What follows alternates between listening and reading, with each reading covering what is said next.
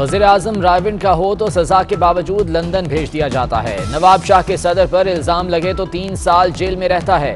عمران خان کی بہن پر الزام لگے تو کچھ نہیں ہوتا۔ بلاول بھٹو نے احتساب کے نظام کو دوغلا اور مذاق قرار دے دیا۔ پی ٹی ایم پر بھی سخت تنقید، کہا استعفے نہ دینے کا مطلب حکومت کی سہولت کاری ہے۔ اپوزیشن میں حکومت گرانے کی طاقت نہیں تو الیکشن تک انتظار کریں۔ فوج کو کہا جا رہا ہے حکومت گرا دو، سارے مافیا اپنی مفادات کی جنگ لڑ رہے ہیں، یہ حکومت گرانے کے لیے کچھ بھی کرنے کو تیار ہیں۔ جب تک انہیں این آر او نہیں ملے گا تنقید کرتے رہیں گے۔ جہاں قانون کی حکمرانی ہو وہاں کوئی چینی اور قبضہ مافیا نہیں ہوتا۔ انہیں ڈر ہے ان کے اربوں ڈالرز باہر سے واپس لے آئیں گے۔ وزیر اعظم عمران خان کا اسلام آباد میں تقریب سے خطاب۔ وزیر اعظم کا سابق حکومت سے 3 گنا زائد سڑکیں بنانے کا دعویٰ، کہتے ہیں اقتدار سنبھالنے کے پہلے ہفتے ہی کہا گیا حکومت ناکام ہو گئی، کہاں گیا نیا پاکستان۔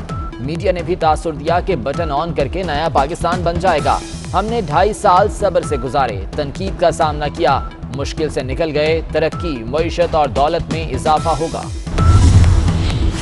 وزیر اعظم فوج کو سیاست میں گھسیٹ رہے ہیں۔ عمران خان پہلے تو ہماری حکومت پر سڑکیں بنانے پر تنقید کرتے رہے، اب جھوٹا کریڈٹ لے رہے ہیں۔ مریم اورنگزیب کا رد عمل، کہا گندم 70 اور چینی 110 روپے فی کلو ہونے کا حساب دیں۔ نیپرا نے کراچی کے لیے بجلی مہنگی کرنے کی منظوری دے دی، 7 ماہ کے لیے ماہانہ فیول ایڈجسٹمنٹ چارجز کا نوٹیفیکیشن جاری۔ جولائی 2020 کے فیول ایڈجسٹمنٹ کی مد میں 73 پیسے فی یونٹ اضافہ، اگست کے فیول ایڈجسٹمنٹ کی مد میں 31 پیسے فی یونٹ اضافہ۔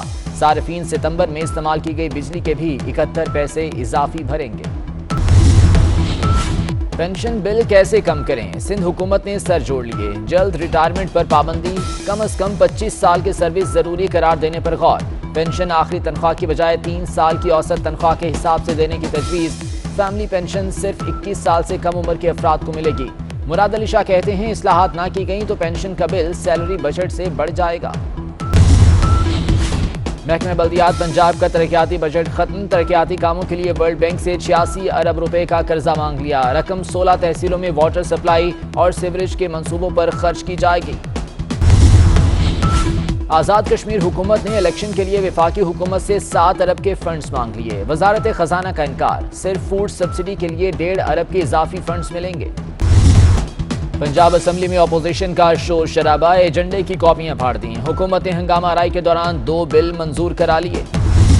کراچی میں کورونا کی بھارتی قسم تیزی سے پھیلنے لگی، اب تک 48 کیسز کی تصدیق، ضلع جنوبی سب سے زیادہ متاثر، ملک بھر میں کورونا مزید 83 افراد کی جان لے گیا، ایک روز میں 1893 کیسز رپورٹ، مثبت کیسز کی شرح 3.5% رہی۔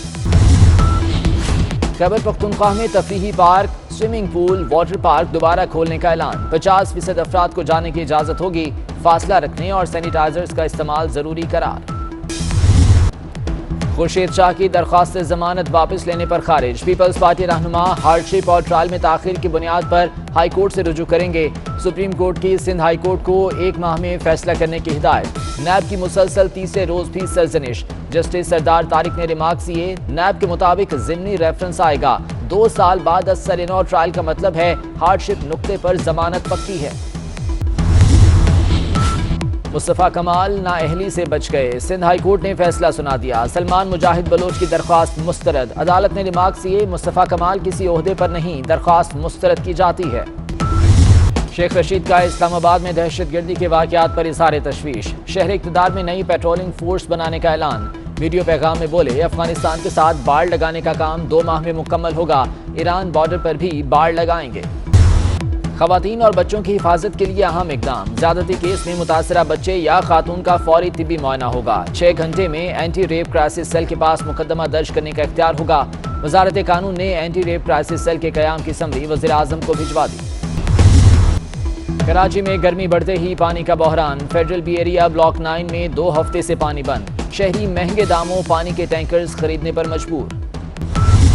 کارساز کمپنیز کی منمانیاں ختم کرنے کی تیاری، بجٹ میں صارفین کو مقررہ وقت میں گاڑی نہ دینے پر کار کمپنیز پر جرمانے کی تجویز، 60 روز میں گاڑی کی فراہمی یقینی بنانا پڑے گی، آن لائن بکنگ کی شرط لازمی قرار دینے کی بھی تجویز۔ کراچی میں محافظ بنے رہزن، بینکوں اور جیولر شاپس پر ڈکیتیوں میں گارڈز ڈاکوں کے مددگار، پارا چنار اور لاچی گروپ سب سے زیادہ متحرک، کئی جگہ اناڑی گارڈز کی بھی بھرمار۔